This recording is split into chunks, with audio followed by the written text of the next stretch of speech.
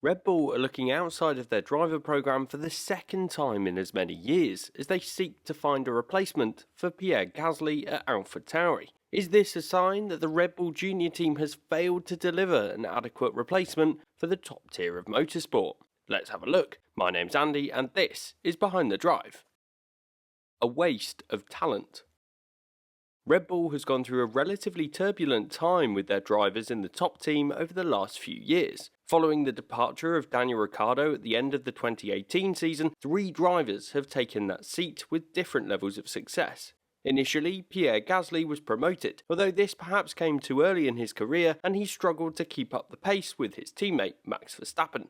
At the time, Red Bull were used to having 2 drivers that were able to maximise the performance from their car, so to see Gasly not getting as comfortable in the car as Ricciardo had been for several years, there was an assumption that the driver was the one to blame. Looking back in hindsight and hearing more from the driver involved, there seems to have been some challenges regarding the support he was offered during his time with the top team. So after half a season, the driver was swapped out for Alex Albon, a rookie with even less experience in the sport. Expectations were set accordingly, and Albon exceeded those in 2019 as he was consistently able to finish in the top 6 and fought for a podium place on a few occasions as well. But by 2020 it was clear that Albon was also not quite up to speed with his teammate and struggled to adapt much like his predecessor. By this point it was becoming clearer that it was not necessarily the drivers not being talented enough that was leading to them underperforming, but perhaps the team environment at Red Bull instead. For 2021, the team opted to look outside of their driver academy for the first time in over a decade, recruiting Sergio Perez. Sergio Perez is an experienced driver that is a proven talent. He was one of the most experienced drivers to be recruited into Red Bull, and in that first season in 2021, he proved that he was strong enough to deserve that seat and supported his teammate well to deliver Verstappen his first Drivers' Championship. It will never be known if either Pierre Gasly or Alex Albon could have achieved the same, but the team certainly has more confidence in the driver from outside of their academy than the ones from within. Now this isn't to say that the Red Bull Junior team hasn't seen success in recent times. Of course, Max Verstappen is one of the most successful drivers that have come through the junior team. Likewise, Daniel Ricciardo, Carlos Sainz, Sebastian Vettel and Alex Albon remain on the F1 grid in teams that are not Red Bull owned, so it's clear that the drivers from the academy are talented enough to be desired by the competition. So arguably in the last few years, the ruthless nature of the Red Bull Junior team has resulted in drivers not fulfilling their potential for the team and not being given the time to thrive. But perhaps this was necessary for the team to maximise its potential and to become the top team in the sport once again. Perhaps this has resulted in the team wasting talent, which is why they're reportedly looking outside of the academy once again. And before we take a look at why this is the case, I want to take a moment to ask you to consider subscribing to Behind the Drive. According to my YouTube statistics, more than half of you watching haven't yet hit the subscribe button, so if you're enjoying the videos, please do hit the subscribe button. Thanks. No longer the proving ground. AlphaTauri is Red Bull's sister team in Formula 1. For the last 10 years, the team has been a proving ground for the team's drivers. All of those drivers I mentioned earlier have raced for the team near the beginning of their career. This has been a fantastic model for Red Bull. Not only do they consistently have not 1 but 2 drivers getting the opportunity to compete on the F1 grid, but they've also created the most attractive junior team for young drivers looking to get into Formula 1, with more drivers from this academy getting onto the F1 grid than any of their rival setups. Along with the successes, the Toro Rosso setup has seen many failures and casualties at the same time, with several drivers that had shown promise in their junior careers that had either failed to live up to expectations or perhaps not had enough time to fulfill their potential. This is where the ruthless reputation came from when it comes to the Red Bull Junior team. Drivers such as Jean-Eric Vergne and Sebastian Buemi have seen success in other categories since being left by the wayside with Toro Rosso. At the time that they drove for the team, the drivers would be given roughly 2 seasons before they were either ready for promotion to Red Bull or would be left elsewhere.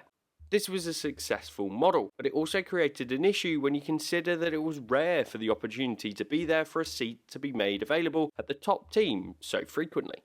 However, this approach generally meant that whenever a driver did leave Red Bull, there would be a driver that could step up and generally succeed. This was the case until more recently, where the proving ground has shifted and started to hold drivers for longer than the traditional length of time. The first of these drivers was Daniel Kvyat, a driver that got his promotion to Red Bull to replace Sebastian Vettel after just a single season with Toro Rosso. After just over a year, he was replaced by a young Max Verstappen in 2016, and by the end of the 2017 season, he was out of a drive. For many Red Bull juniors, that would be the end of their journey. However, Kvyat was re-recruited into the team for 2019 and subsequently 2020, where he raced with both Toro Rosso and AlphaTauri. During this time, Kvyat's teammates were Alex Albon before he was promoted to Red Bull, and then was subsequently swapped in for Pierre Gasly for 2019 and then 2020. This meant that at least one of the two seats available to AlphaTauri was occupied by a driver that had been rejected by the Red Bull outfit already and was unlikely to be given the opportunity once again. And by 2020, both of those seats were held by drivers with that record. Since 2020, Gasly has held that seat with the second team, with consistent speculation regarding his future and whether he would ever be re-promoted back up to Red Bull.